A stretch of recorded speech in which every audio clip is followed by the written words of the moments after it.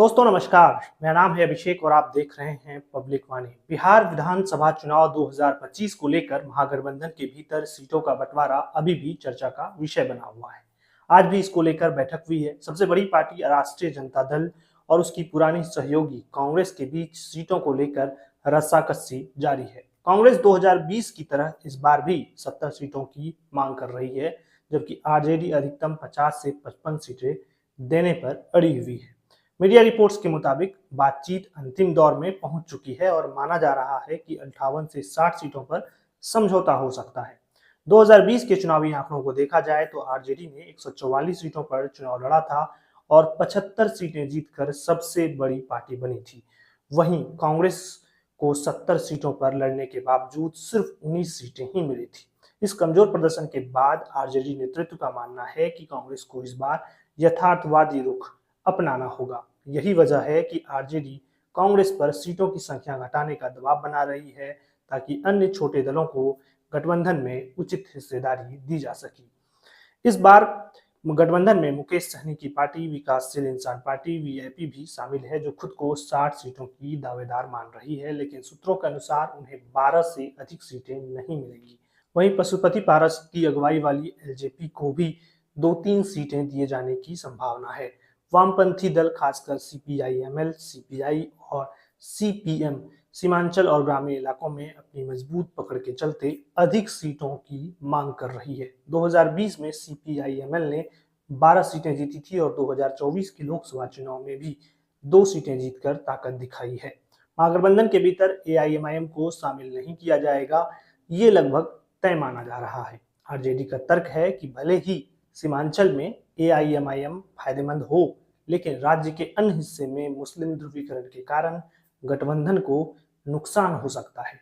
यही कारण है कि 2020 में भी लालू यादव ने एआईएमआईएम को और एसडीपीआई जैसे संगठनों को दूर ही रखा था। आपको बता दें कि 2020 के बिहार विधानसभा चुनाव में एआईएमआईएम ने सीमांचल की राजनीति में एक अहम दखल दी थी। एआईएमआईएम ने grand democratic secular front GDSF के तहत बहुजन समाज पार्टी बीएसपी और राष्ट्रीय लोक समता पार्टी आरएलएसपी के साथ गठबंधन करके 20 सीटों पर चुनाव लड़ा, जिनमें से 14 सीटें सीमांचल क्षेत्र की थी, जिसमें से उन्होंने 5 सीटें जीत ली। अमोर, कोचाधामन, जोकीहाट, बायसी और बहादुरगंज की सीट जिसमें शामिल थी। असुद्दीन ओवैसी की पार्टी ने मुस्लिम वोट बैंक में आरजेडी और कांग्रेस को सीधी चुनौती दी और यह भी दिखा दिया कि सीमांचल की राजनीति में अब एक नया खिलाड़ी अस्थायी रूप से प्रवेश कर चुका है।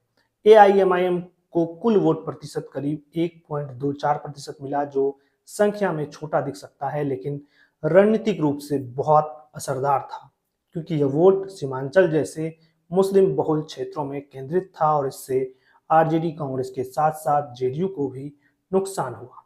एआईएमआईएम की वजह से आरजेडी और कांग्रेस को कैसे नुकसान हुआ, इसको थोड़ा और विस्तार से आपको बताने की कोशिश करते हैं। पूर्णिया जिले की अमोर सीट पर कांग्रेस के अब्दुल जलील मस्तान लंबे समय से विधायक थे, लेकिन एआईएमआईएम के प्रदेश अध्यक्ष अख्तरुल ईमान ने यहां के आधे से ज्यादा वोट हासिल कर सीट अपने नाम कर ली थी।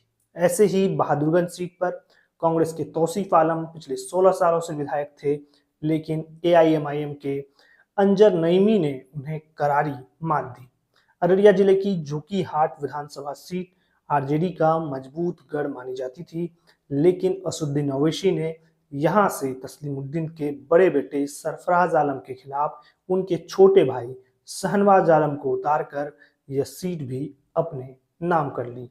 सरफराज आलम यहां से 4 बार के विधायक रह चुके थे।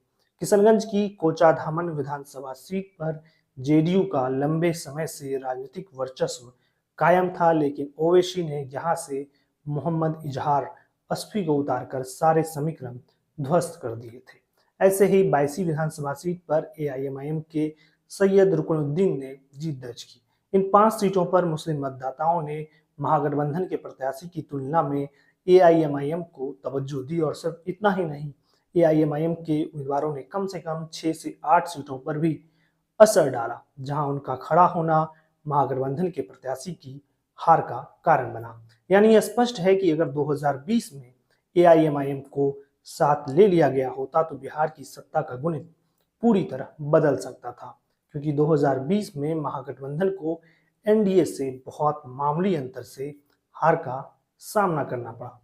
एनडीए को कुल 125 सीटें मिली थी, वहीं महागठबंधन को 110 सीटें, जिसमें आरजेडी को 75, कांग्रेस को 19 और लेफ्ट को 16 सीटें मिली थी। अब अगर एमआईएम को मिले 5 सीटें भी महागठबंधन को मिलती तो उनकी संख्या 115 हो जाती, यानी जीत के करीब पहुंच सकती थी। इसके साथ ही जिन सीटों पर महागठबंधन को नुकसान हुआ वह भी नहीं होता। इन सारे आंकड़े के बावजूद भी एआईएमआईएम से आरजेडी और कांग्रेस गठबंधन नहीं करना चाहती है, और इसकी वजह है कि एआईएमआईएम की जो छवि है, कई बार उस पर कट्टरपंथी राजनीति करने का आरोप लगता है, जिससे आरजेडी को डर है कि अगर वो एआईएमआईएम के साथ खुलेआम गठबंधन करती है तो उसकी सेकुलर धर्मनिरपेक्ष छवि को नुकसान पहुंच सकता है, खासकर गैर मुस्लिम वोटरों के बीच।